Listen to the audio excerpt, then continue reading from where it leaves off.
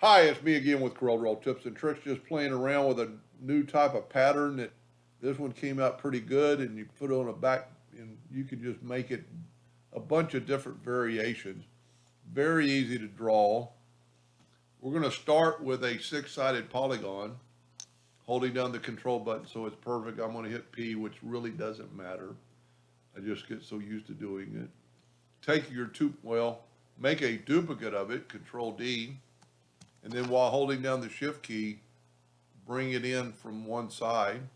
You can make it as thick or thin as you want. Take a 2-point line and go from that node to that node, that node to that node, and then take the Smart Fill tool and fill that in. Then let's move that out of the way. Let's go ahead and get rid of our polygon. I am going to left click no fill, right click in red, which doesn't really matter in this case. And we're going to see how big this is. It's way too big. Let's make it a little smaller. So it's under 6, so we're going to set our nudge factor to 6. And now we're going to take it and just kind of play around. I'm going to use the 3-point curve line. And I'm going to go from a node. Sometimes it's easier to click on it with the pick tool, and then you can see the nodes. There's a node right there and a node right there, and then just take it. And if you hold down the control button, you get a perfect arch. And then we'll go from like that node to that node, holding down the control button to get a perfect arch. Then a lot of different variations you can do from here. You can make it as simple or as big as you want or complicated. Let's draw a 2-point line and go from there to there. 2-point line and go from there to there. That's probably enough to make a good pattern. Now we've got our nudge factor set. We're going to use the Smart Fill tool, and we're going to fill in and nudge. Fill in and nudge. Fill in and nudge. And we need one more. Now I'm actually going to separate these guys. I'm going to put that one down. I'm going to move that one to the left. I'm going to move that one down because it'll actually be separated from the other one. Down, and then down. That one's separated. Those are separated, so we're good. So let's start at the bottom one, and we're going to use the interactive fill tool. And on this one, I'm going to use the elliptical. So I'm going to go up here and go to elliptical. I'm going to put the white box in the center, and then I'm going to put a yellow tint to it. We're too far on red, so we're going to bring it in to bring in that yellow. Maybe bring it out a little bit. Wow, I don't know why that's not doing it. Tell you what, let's make this yellow.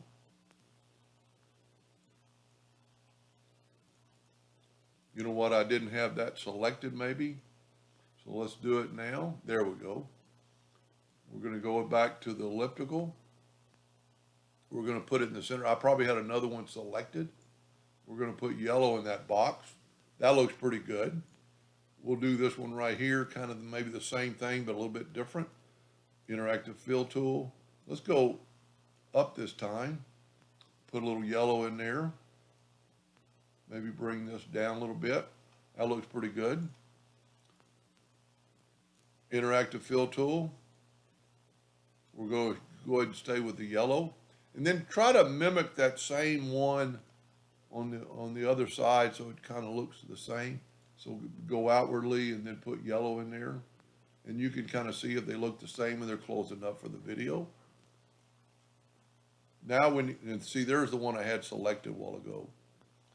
I'm going to turn it back to red. Interactive fill tool.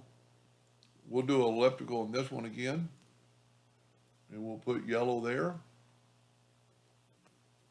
And move the slide bar. That looks pretty cool. Now you could use the attribute eyedropper, but it's going to be a little different.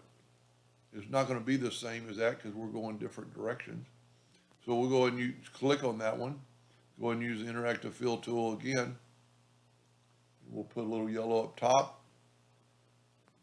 Sometimes the transparency tool gets in the way, but if you click off of it and come back, it'll work. move the red a little bit further out. Those look a little bit different, but it doesn't really matter.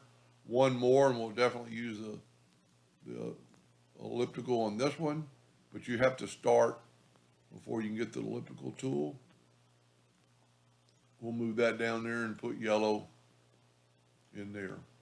That looks pretty good. Now let's just nudge them back together. And that's what we have. I'm going to Control G to group it. I'm going to go ahead and just nudge that out of the way quite a bit. Now if you'll take this one, and there's a lot of different variations you can do on this. We're going to make a duplicate, Control D, hit that X right there and move your rotation of that node. We're going to rotate it 120 degrees, 120 degrees, and look at the pattern we made. Now group that together, Control G, Control D, and make a duplicate and grab that node right there and put it right there on that node. Then you can Control D, Control D. Now here's where you can change it up. You could Control D to make a duplicate and move this over here, and you get that pattern, or you could take those and flip them and then move that straight up. So you're going to get two different, completely different patterns. Control D and duplicate it. Grab that one right there. Now you have to be off a little bit. Control D, and you could just keep going as far as you want it. I'm going to get rid of the ones that are on the outside, kind of. Now if we group this together, hit P, put it in the center of the page, hold down the Shift key while this is selected and double click the rectangle tool to put a box around it. We'll go ahead and pick black for a background. Go up to Object, Order, Back of Page. The black just makes it stand out so much.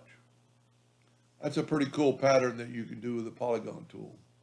And there's no limit to what you could do. I mean, you could put another, 2-point line there and break those up, or you could use, lines across here and have a multiple.